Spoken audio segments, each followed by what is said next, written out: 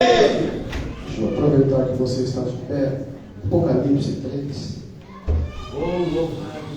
Apocalipse 3. Glória a Jesus. Versículo 11. O tema, desse trabalho.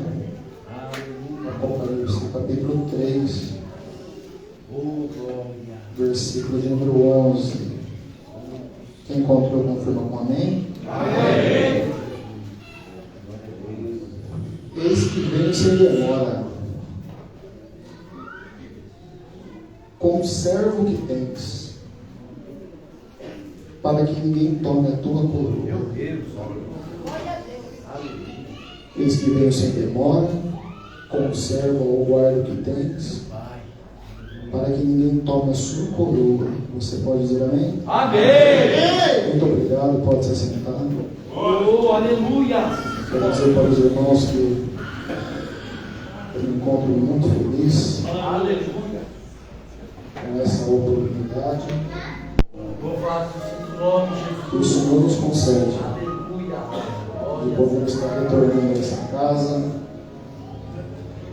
É muito bom. É a minha terceira vez aqui com vocês. A primeira foi por intermédio de um amigo da União. E nós estamos aqui voltando pela terceira vez. Isso é bom demais, porque melhor do que vir na primeira é retornar a segunda, Então a terceira fica mais top ainda. Significa que o currículo deve ter sido aprovado, Muito feliz, pastor Ari, Deus te abençoe. Pastor Alan Bruno, como que eu agradeço? O que eu agradecer? Posso orar esse momento que o Senhor me proporcionou a mim, a minha esposa, a minha família. Muito obrigado por esse momento. A todos, Deus abençoe, em especial ao grupo de varões locais. Glórias a Deus. Estão demais. Deus abençoe vocês. Amém. Poderosamente. Tá? Vim de Itu para cá para trazer uma palavra de conscientização. Uma palavra para nós sairmos daqui hoje pensando na seriedade da vida. Amém? Quando nós olhamos para o capítulo 1 do Apocalipse, nós vamos ver o apóstolo João preso dentro de uma ilha chamada Patmos. E para quem gosta de folhear livros, sabe que a ilha de Patmos não era para ladrão de laranja, não era para bandidinho que trefe. A ilha de Patmos recebia condenados de alta periculosidade, de terroristas, a rebeldes de Estado, só a gente da pesada. E o capítulo 1 do Apocalipse, João vai dizer para nós que ele está preso lá dentro. E quando você vai puxar o crime de João, ele vai dizer para nós que ele está preso dentro de Patmos por causa da palavra de Deus e por causa do nome de Jesus. Então não tinha crime, mas por causa da palavra e do nome, ele se encontra entre os piores naquele momento. Mas o que é interessante ele dizer que ele está preso por amor a Jesus e a sua palavra. Porém, nós precisamos entender que João só está preso por amor à palavra porque um dia também Jesus esteve preso por amor a João. Não na ilha, mas na cruz. É mais ou menos assim: eu estou preso em Patmos por amor à palavra e pelo nome de Jesus. Mas Jesus lá de cima dá uma olhadinha e diz: mas antes de você estar preso aí por mim, eu estive preso por você, meu Deus. Então eu não sei o nível da ilha de Patmos que você está vivendo. Mas lembre-se que por mais amargo e difícil que seja o teu momento, você só tem o privilégio de estar vivendo essa amargura por Jesus, porque um dia Jesus foi pendurado na cruz do Calvário por você. Ou seja,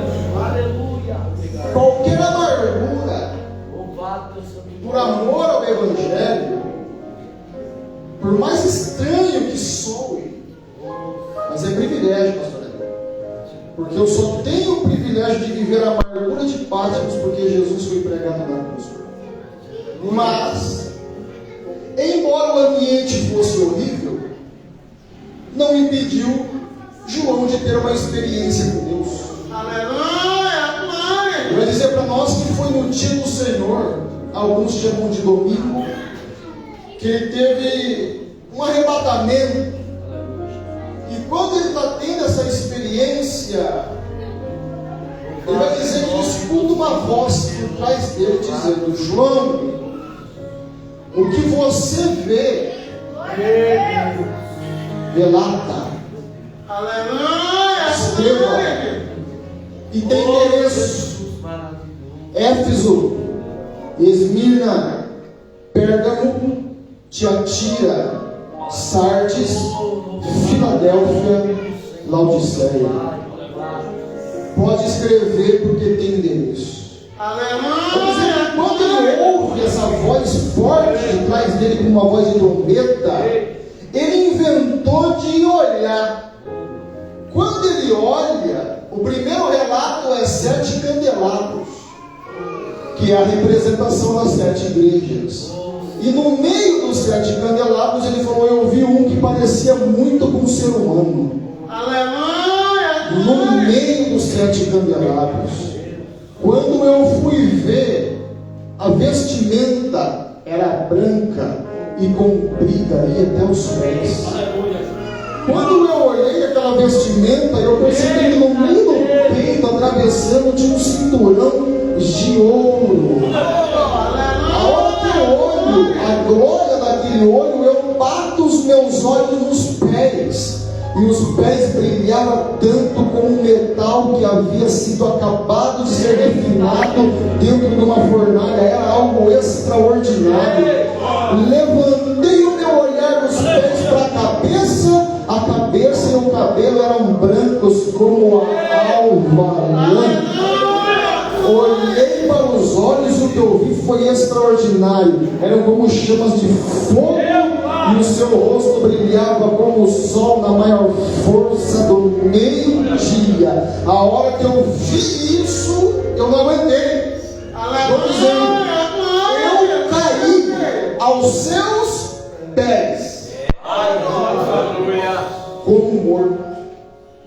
Eu acho fantástico porque o texto diz assim, ó, que ele veio com a mão direita. Vem, pastor. Colocou a mão no meu ombro e disse: não tenha medo. Só abrir um parênteses aqui.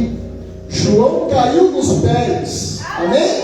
Amém. Cenário seguinte: quem entra em cena? A mão do homem. Então é mais ou menos assim: se você quiser a mão dele no teu ombro, vai nos pés. Teve um obreiro aqui que falou: tuas orações foram ouvidas, que a mão dele no teu ombro, vai nos pés. João caiu nos pés, lá vem Jesus com a mão no ombro. Não tenha medo, eu sou o primeiro e o último. Fui morto, estou vivo. Fui morto e estou. Preciso te contar só mais uma coisa, João. Tenho comigo as chaves da morte e do inferno. O que Jesus quer mostrar para João?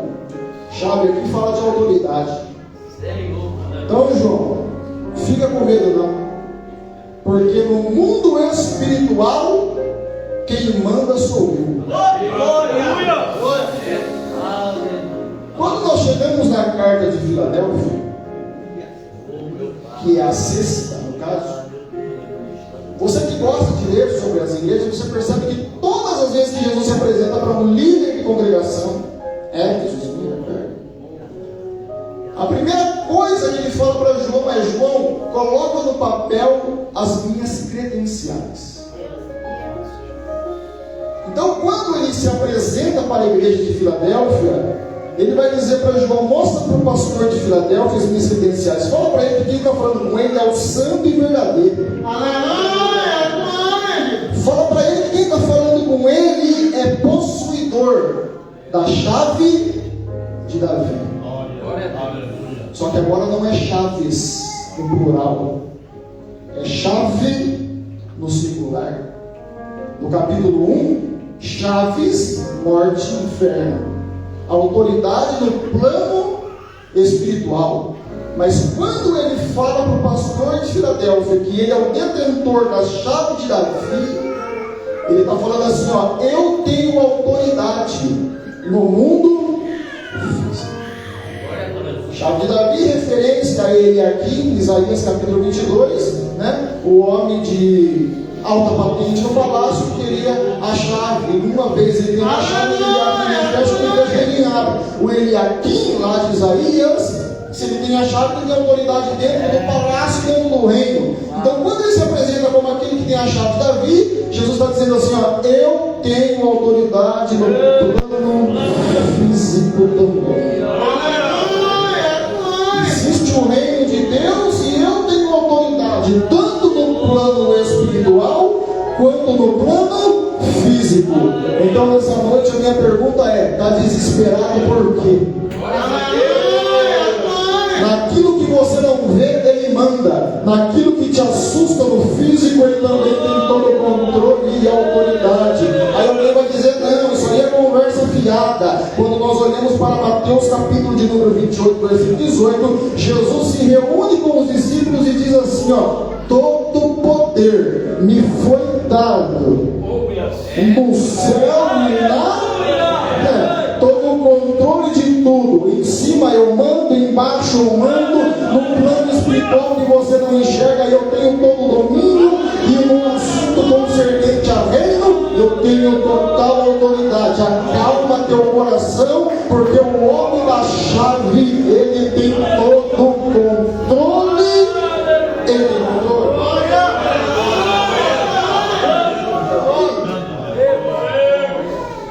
A hora que ele se apresenta como o homem da autoridade, ele vai falar para o pastor de Filadélfia, conheça as tuas obras. Ponto final. Estava tudo em ordem nessa igreja. Só teve 2 das 7 que não recebeu o puxão de orelha. Esmirna, Filadélfia. Estava todo mundo padrãozinho, todo mundo obedecendo a palavra. Logo, a sequência é conheça suas obras, ponto final. E por causa disso, eu vou colocar uma porta aberta diante de vocês. Interessante, ele se apresenta como quem aquele que tem a chave, a autoridade. Ele diz assim, ó, estou sabendo de tudo que está acontecendo, ó, está de parabéns. E eu vou colocar diante de vocês uma porta aberta. E o detalhe é que se eu abro, ninguém fecha. Se eu fecho, ninguém abre. Mas aqui a ideia é de porta aberta. Eu não vou ser irresponsável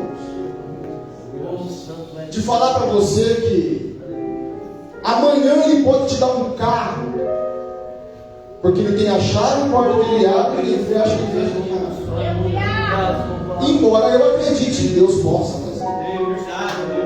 Eu não posso pegar essa porta aberta do texto e falar para você, então amanhã eu profetizo uma casa, porque a porta está aberta.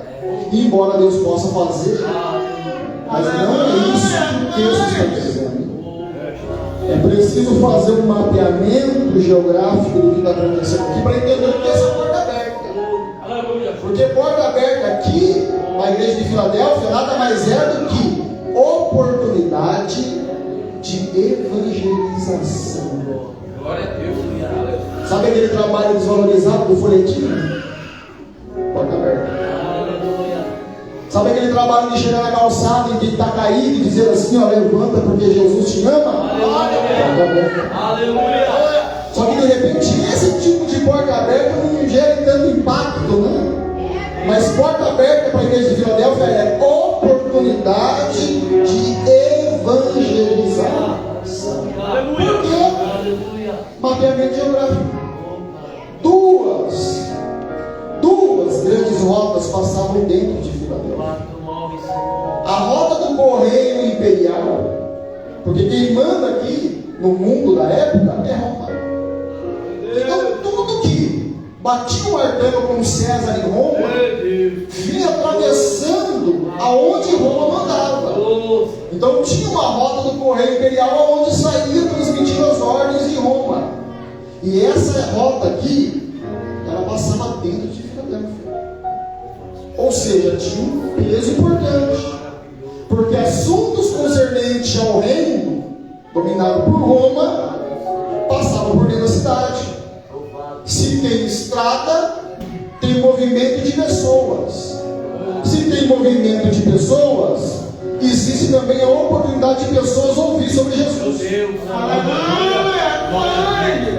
o maior porto marítimo da época, se não me falha a memória, a cidade de Esmirna, se não me falha a memória, que estava ali a cerca de 40 quilômetros de Filadélfia. Então o maior porto da época aqui da Ásia, Esmirna, e a rota principal de comércio, compra e venda passava dentro de automaticamente fluxo de mercadores, de compradores e de vendedores. Ou seja, Filadélfia era muitas pessoas entra e sai. Jesus olhou e falou: a igreja está em ordem, por que não dar essa oportunidade missionária? Porta aberta diante de vocês, a oportunidade de cumprirem a minha ordem, ide por todo mundo e pregai. E vocês estão tão legais que eu abro a porta, vocês vão sair, mas às vezes vai acontecer de nem precisar sair para levar meu nome, porque eu estou dando essa autoridade para vocês de anunciar o meu nome. Qual é a importância de anunciar esse nome? Porque o dono do nome vai voltar. E tem muita gente que precisa saber que ele morreu na cruz, ressuscitou, mas ele vai voltar.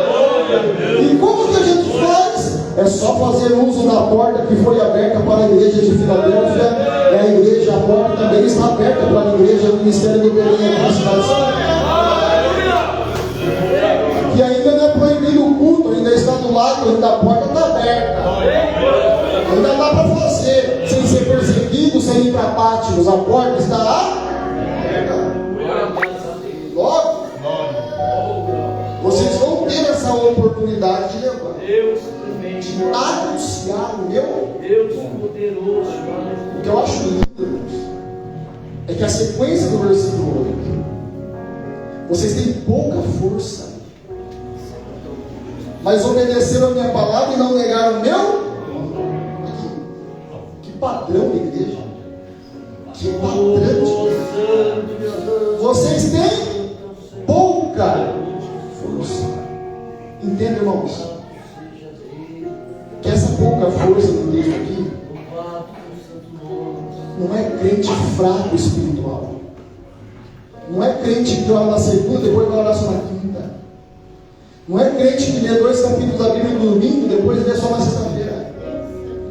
Pouca força do texto não está relacionada a isso. Tá, não? Se você ler sobre a história de Filadélfia, você vai perceber que essa cidade aqui, por muitas vezes, ela foi sacudida por terremotos, abalos sísmicos. O livro do Apocalipse foi escrito em aproximadamente 96 depois de Cristo. No ano 17, teve um terremoto na Ásia que destruiu por completo 13 cidades. Das 13, Filadélfia estava no meio. Mas foi terremoto de sacudir e derrubar a cidade por completo. Só que nesse período a cidade de Filadélfia está de pé. Por quê? Porque Roma investiu. Porque para Roma era bom Filadélfia estar de pé por causa da rota do correio e por causa da rota do porto de Esmirna. Então para o Império Romano era bom negócio Filadélfia estar de pé. Só que, como Filadélfia foi atingido muitas vezes por terremotos, muitas perdas. Recentemente você viu na Turquia Aquele terremoto, quantas pessoas? Quantas? Mais de 200 mil, o último número que eu ouvi, depois eu não vi mais números. Então, aqui nesse contexto, vamos dizer para nós que muitas pessoas que moravam em Filadélfia, com medo dos abalos sísmicos, pegaram o que restava e se mudavam para fora. O contexto vai dizer para nós, o contexto histórico, que Filadélfia, nesse período, não tinha muitos habitantes. Tinha muita gente por causa das estradas, mas habitantes eram poucos. Automaticamente, se habitantes são poucos, a igreja também não era volumosa. Se não era volumosa, poucos cristãos. Por isso que Jesus disse aqui, pastor Alan, pouca força. Eita Deus maravilhoso. É no contexto de pessoas. Mesmo vocês tendo pouca força, vocês não negam o meu nome e guardam a minha palavra. Porque se fosse fraqueza espiritual, como que Filadélfia estaria entre as duas que não recebeu o puxão de orelha? Então não é uma igreja fraca por causa do pecado, ela é forte porque ela não recebeu a repreensão. Se ela não recebe repreensão é porque ela está bem. Se ela está bem é porque ela obedece a palavra. Se ela obedece a palavra, ela não é fraca espiritualmente. Espiritualmente ela é forte. Então a fraqueza do texto não está relacionado ao contexto espiritual, mas sim a pessoas. Mesmo vocês estando abalados, minguados, porque é poucas pessoas. O comércio está fraco porque muita gente foi embora. Mesmo vocês estão tão fraquinhos, vocês guardam a minha palavra e não negam o meu? O que é isso? Vocês têm problemas do lado de fora, mas do lado de dentro está intacto. Um monte de parente morreu nos terremotos, mas você tem guardado a palavra, está inabalável pelo lado de dentro. O comércio já não é mais o mesmo, tem um monte de gente saindo de Filadélfia, mas vocês guardam a minha palavra e não negam o meu nome, porque as fraquezas de fora, os abalos de fora, não mexem na convicção de quem tem palavra pelo lado de dentro. Crente de Filadélfia, o mundo cai na cabeça dele do lado de fora por causa dos terremotos da vida, mas ele permanece de pé diante de Deus. Crente de Filadélfia. Aleluia. Quer ver dois crentes de Filadélfia? Paulo e Silas. Simbolicamente falando, né? Apanharam em praça pública, feridas abertas, na prisão de Filipos, andar de baixo, perto da meia-noite, escuridão total, céu trancado, os pés trancafiados no tronco. Está tudo ruim do lado de fora, terremoto, a vida cai na cabeça. Paulo e Silas inventou de dar culto no escuro. Está tudo ruim, pastor Ali, mas eles tinham palavras do lado de dentro, inabaláveis do lado de dentro. Então deixa eu falar para você, ainda que o terremoto esteja sacudindo a tua Filadélfia, permaneça fiel.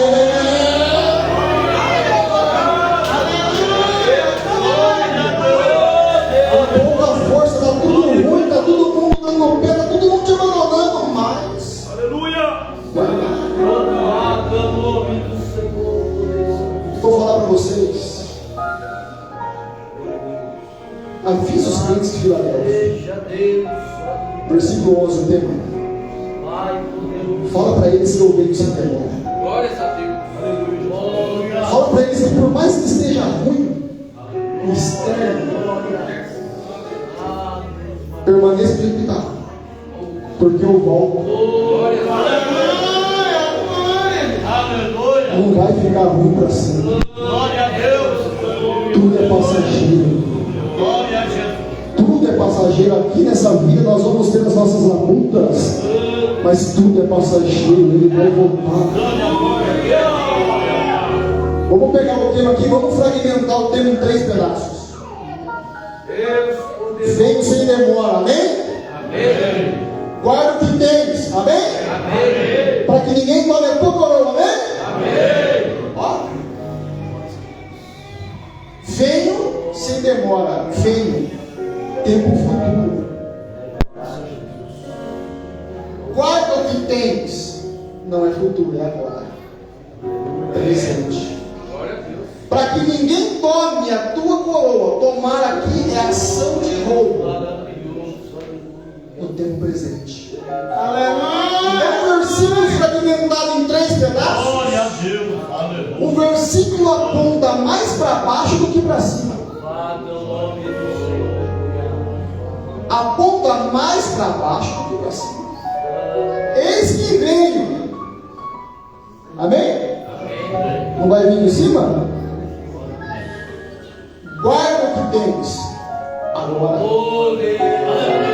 para que ninguém tome de vocês agora. Não, pastor, não, o negócio é muito sério. É mais agora do que futuro. Toma cuidado com o agora, para que o futuro que é certo não venha te surpreender. Porque do futuro juízo ninguém escapa. Ah, mas se eu morrer, nem quem morrer vai ressuscitar todo mundo. O que vai ressuscitar para a glória e os que vão ressuscitar para a vergonha. Ninguém vai escapar do futuro. Então é melhor tomar cuidado com o agora. Porque o tema, pastoral, está mais apontando para agora, para o presente, do que para o futuro. Glória a Deus. Ele vem. Isso é fantástico. Glória. Vamos concluir, né? João 10:10. Jesus dá uma credencial para o diabo. Chama o diabo de ladrão. Quando ele dá a credencial, ele mostra 3 características do ladrão. O ladrão rouba, o ladrão mata, o ladrão destrói. Vamos pegar só o roubo. O ladrão rouba. Então é mais ou menos assim. Eu venho, promessa, mas guarda o que você tem. Responsabilidade pessoal aqui agora. Para que ninguém tome. Aí é o terceiro. Então perceba que corre o risco da coroa ser tomada. E coroa aqui, não é que você vai chegar lá e vai receber um negócio na cabeça, não. Coroa aqui, coroa da vida, vida eterna. Aleluia! Então mais ou menos, fique esperto. Seja responsável com o que você tem. Para que ninguém. O que eu tenho? Eu tenho um presente. Eu tenho um presente fantástico. Jesus morreu por mim na cruz do Calvário, pagou o preço pelo meu pecado e garantiu a minha entrada. Isso é um presente que cada um de nós temos. É um direito não conquistado por mim, mas eu preciso ser responsável. Entendi, pastor Ara, que ele fez aquilo por mim por amor? Então eu preciso amá-lo na mesma intensidade. Não é que eu vou ser salvo pelo que eu faço. Você sabe pelo que ele fez. Mas eu entendi o amor dele por mim. E amor, a gente retribui na mesma moeda. Então ele fez por mim, eu preciso fazer uma coisa. O que eu posso fazer? Ser responsável por aquilo que ele me deu. Só que o diabo, malandrão, gosta. E o inferno, o mundo espiritual das trevas, sempre vai ter os seus agentes para roubar de nós aquilo que nós ganhamos, se nós andarmos pelo caminho da irresponsabilidade. Tá? Vou mostrar só 2 bandidos aqui, gerenciados pelo diabo. Só 2 eu entrego o microfone, pessoal. O primeiro bandido que vai roubar a salvação de muita gente chama-se pecado escondido. Pode ou não? Se não pode, vai ter crime, não tem como. Pecado escondido. Estou falando das suas falhas cotidianas. Estou falando de pecado cabeludo que precisa ser tratado, que precisa de remédio. A igreja tem médico, irmãos. A igreja tem enfermeiro qualificado. Vai arriscar ir para o inferno à toa? Você só jogar um remédio e curar esse negócio aí? Provérbios 28:13. O que encobre as suas transgressões nunca prosperará, mas o que confessa e deixa alcança misericórdia. Olha a promessa para a igreja de Filadélfia.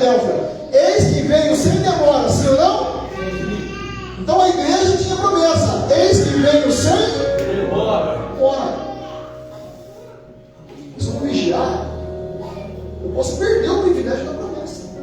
Se você olhar para o Antigo Testamento, tem isso. Deus falou para Abraão: Abraão, está vendo essa terra que você está pisando aí? Eu vou dar ela para a tua descendência. Canaã, promessa. Quando chegou o tempo de Josué, o tempo da conquista, Deus falou a Josué: serei contigo, não tenha medo.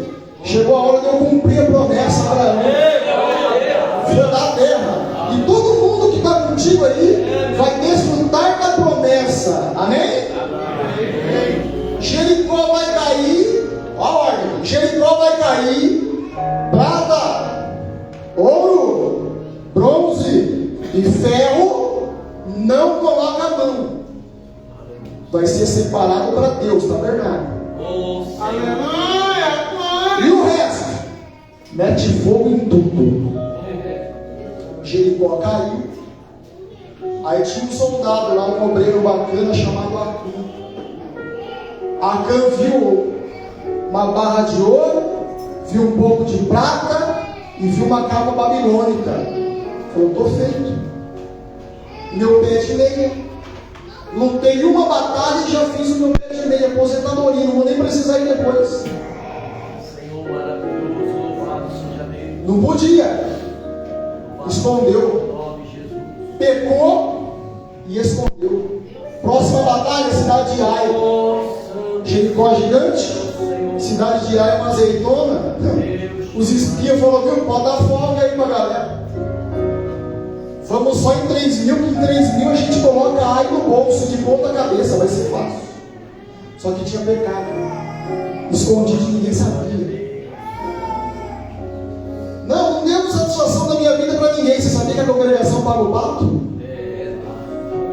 Não querendo te assustar, é a Bíblia.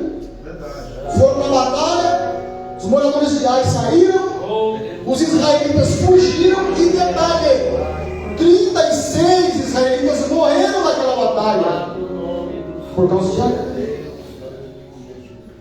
Por causa de Acã, 36 israelitas perderam a vida. Imagina dos 3 mil voltando para casa, as esposas esperando: cadê meu marido? Deus maravilhoso. Trabalha à noite, 12 horas. Meu Deus. Meu coração transborda quando meu caçula, quando meu filho, minha esposa, manda áudio para mim de boa noite. Quando escuta a vozinha do caçula, está esperando eu chegar. Trabalho na área de segurança tem risco. Tem risco de não voltar. Imagina, filhos de 36 soldados falando: mamãe, cadê papai? Papai do Joãozinho voltou? Papai do Pedrinho voltou? Papai do Jacob voltou? Cadê papai? Ainda bem que Josué com a lista debaixo de 36 soldados. Meu Deus. Que perderam a vida por causa de Acã. Santo é o Senhor poderoso. Falei, pastor Alan, aqui agora de pouco, pecado é uma desgraça. Porque você pensa que você vai cometer. Não, depois não dá certo. Espírito em terceiros. Deus mostrou onde estava o pecado. Acã. Palavra do líder: Acã, você trouxe desgraça para Israel. E agora Deus vai trazer desgraça sobre a tua vida. Bora. Morrer apedrejado. Disciplina. Só que o texto vai dizer para nós que morreu apedrejado Acã. Eita, Jesus maravilhoso. Esposa, Louvado seja Deus. filhos, filhas, jumentos e bois. Se bobear, até cachorrinho foi. Aí pega um desinformado e fala: mas esse Deus é injusto, porque quem roubou foi Acã, por que a esposa tem que morrer? Deus não é injusto, Deus é justo. Aleluia. Se foi Acã que pegou, por que 36 soldados perderam a vida? Se Deus é injusto, por que 36 mulheres choraram com a morte dos seus maridos? Se Deus é injusto, por que tem um monte de gurizinho correndo no acampamento de Israel, chorando, dizendo: nunca mais vou ver papai? Você percebe que o pecado é tão maléfico que respinga em terceiros. justo é que a balança de Deus é justa e precisa demais. Naquele dia a família parou pelo pecado de Acã. A conquista de Jericó leva aproximadamente 8 anos para cair nas principais grandes cidades. Israel conquistou a promessa, sim ou não? Só que Acã não desfrutou da promessa, sabe por quê? Pecado escondido. A promessa para a igreja de Filadélfia é: cedo venho sem demora, vou vir, promessa. Mas cuidado, porque se tiver pecado escondido, pode ficar de fora. Eu mostrei para você um contexto do Antigo Testamento. Acã tinha promessa de entrar numa terra, assim como a igreja tem promessa de entrar numa terra, mas por causa de pecado escondido ficou de fora. Será que vale a pena?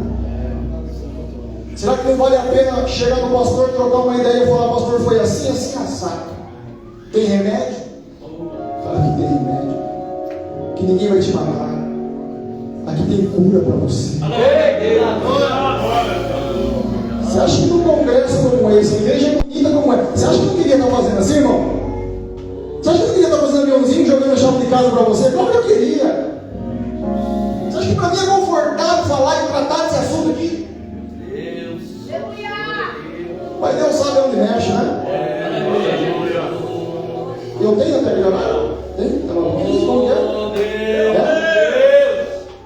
Primeiro ladrão de coroa, pecado escondido. Só mais um, tá rapidinho, prometo. Segundo ladrão de coroa,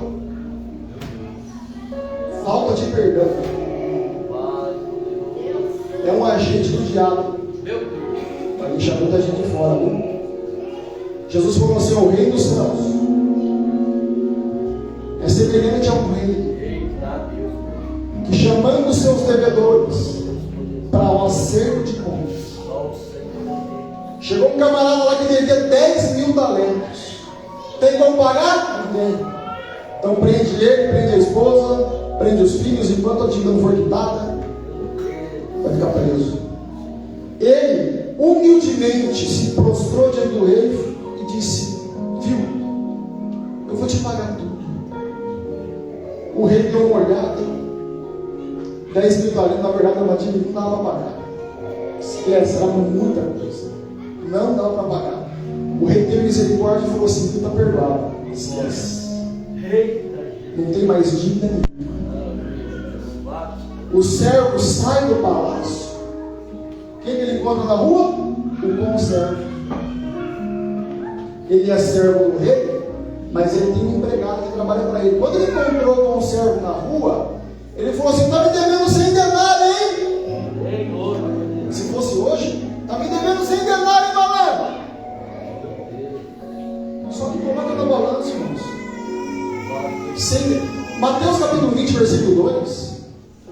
O ajuste de um trabalhador, 1 denário por dia. Logo, 100 denários, 3 meses e 10 dias. Trabalhando direto sem respeitar o Shabat. Respeitando o Shabat, vamos colocar 4 meses, paga 100 denários. A dívida é menor. Ele falou assim: está me devendo 100 denários, me paga. O texto vai dizer que ele foi e agarrou o conservo. O conservo se prostrou diante do servo e falou assim: viu, eu vou te pagar tudo. O conservo está fazendo na rua igualzinho que o servo fez lá dentro do rei. Só que o servo lá dentro do rei, que tinha uma dívida monstruosa, recebe a aniquilação da dívida, foi perdoada a dívida. Aqui fora o conservo falou assim: o servo falou para o conservo: eu não te perdoo, vou mandar prender todo mundo, e quando não pagar, não sai. Peraí, se eu vou ser preso, vai ser mais difícil. Outros conservos viram a lambança.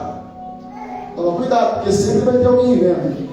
Pode pensar que não, mas Deus sempre vai ter conservos espalhados aí, tá? Para ajustar as coisas como as coisas têm que ser. Os conservos viram aquilo ali e falaram: está errado. O rei acabou de perdoar ele de uma dívida monstruosa, agora ele não quer perdoar o nosso filho devendo 100 denários para ele? Está errado. Foram diante do rei. A hora que o rei ficou sabendo, o rei foi tomado de uma cólera. Traz ele para mim. falou assim: você é cruel. Glória a Deus. A sua atitude foi uma atitude cruel. O que eu fiz para você é para você fazer para os outros. Maravilhoso. Eu acho que é a minha última vez aqui com você. O que eu fiz para você, ao teu favor, é para você fazer pelos outros. Mas porque você não sabe perdoar, sabe a dívida, ela voltou novamente.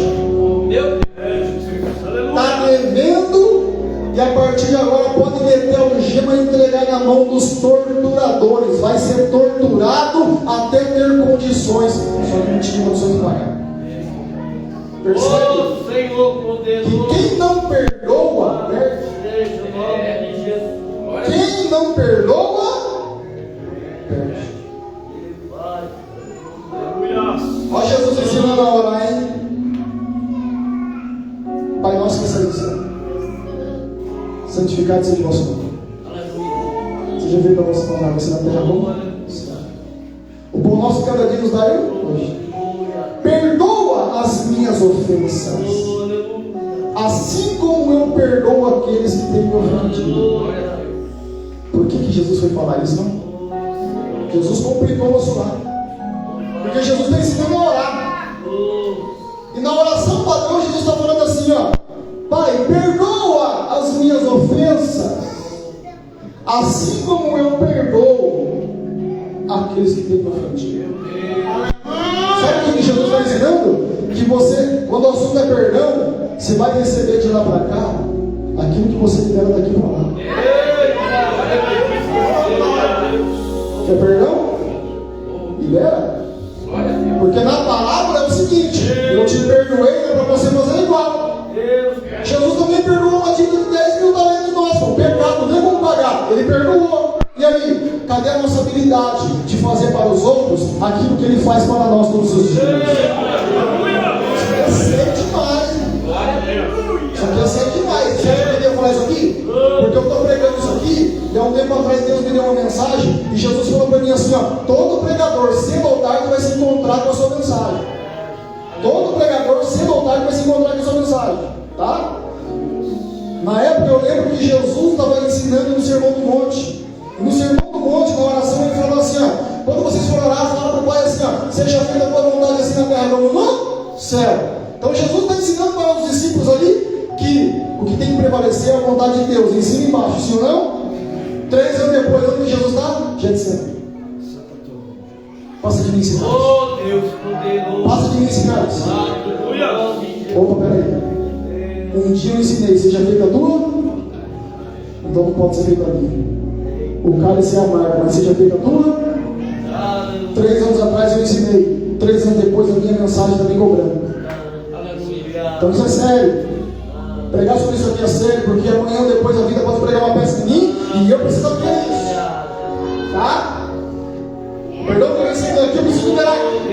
Jesus falando sobre perdão, ele disse assim, ó: portanto, se você estiver apresentando a sua oferta diante do altar, e ali se lembrar que teu irmão tem algo contra você, deixa a sua oferta ali diante do altar.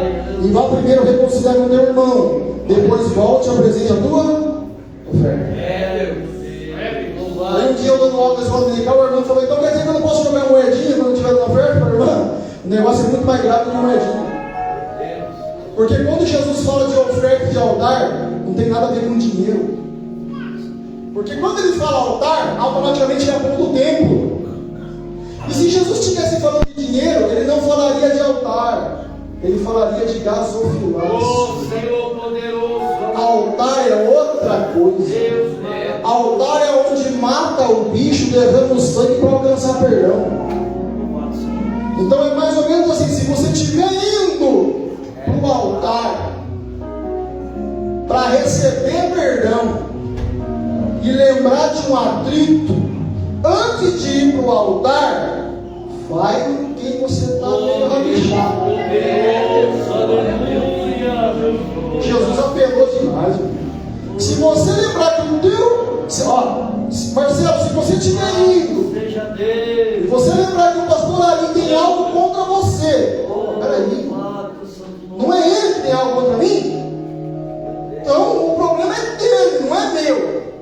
linguagem humana.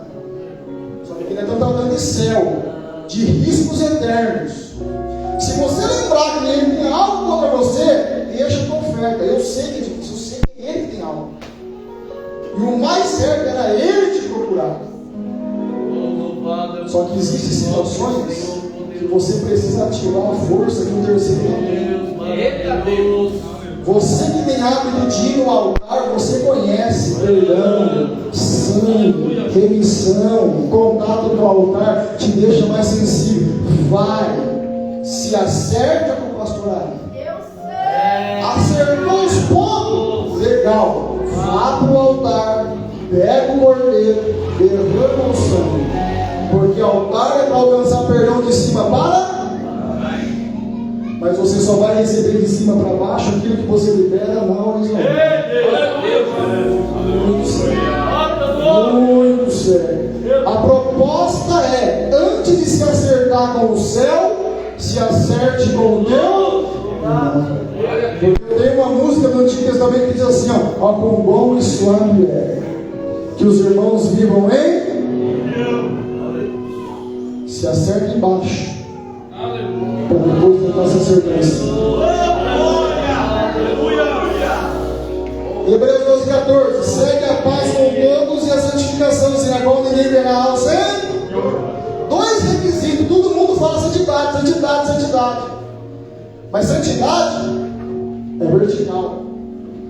Só que antes da santidade, segue a paz com todos. Horizontal. Percebe? Que o negócio é muito sério. Antes de você querer ser muito santo para cima, como que está o relacionamento? Porque isso aqui é relacionamento. Segue a paz com e depois a santificação. Glória a Deus. O que adianta ser santo e ser um rabugento, briga com todo mundo, briga com o diabo, não fala com o irmão, critica o líder dos varões, critica a irmã que rege o centro de oração? O que adianta? Meu Deus. O que adianta a santidade nesse caso? Glória a Deus. Amém? Se alguém diz eu amo a Deus e odeio seu irmão, é mentiroso. Pois quem não ama o seu irmão não consegue ver. Como pode amar um Deus que nunca viu? É sério, né? Sendo bem, guarda o que tens, responsabilidades. Hoje tem muitos ladrões que podem nos deixar fora do arrebatamento. Aqui só tratamos de dois: pecado escondido, falta de perdão. Eu escrevi aqui: o perdão é uma chave para a liberdade. O perdão é uma chave para a liberdade. Lembra da parábola? O cara devia 10 mil, foi perdoado. Chegou lá fora, pelo que devia 100 denários, não soube perdoado. A liberdade que ele tinha, ele perdeu. Por quê? Não porque o rei é ruim, é porque ele não soube perdoar. Então o perdão é uma chave que te produz liberdade. Você precisa perdoar, não é porque você é bonzinho, porque você precisa ser limpo e viver tudo aquilo que o céu tem reservado para a tua vida.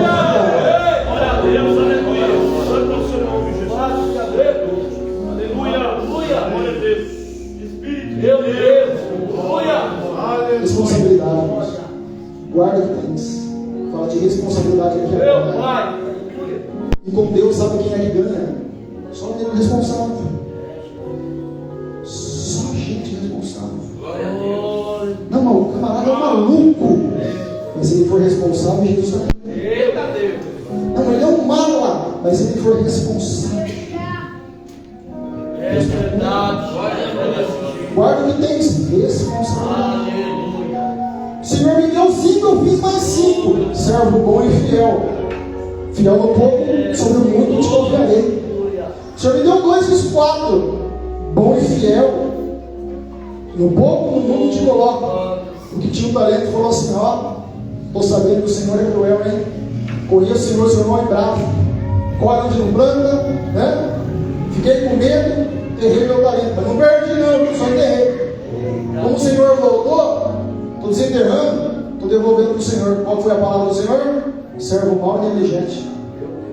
Trazendo para o nosso contexto hoje, irresponsável. O que aconteceu com o irresponsável? 3 trevas exteriores. No Evangelho de Mateus, pelo menos 3 vezes aparece a expressão trevas exteriores. Inferno, como o pastor Alan disse, ausência de Deus. Oh Deus, louvado é o nome de Jesus. Mas é só para refletir. Amém? Amém, meu Cedo vem. E a hora que eu vier, meu Pai. eu tiro vocês de baixo e coloco vocês aí. No versículo 12.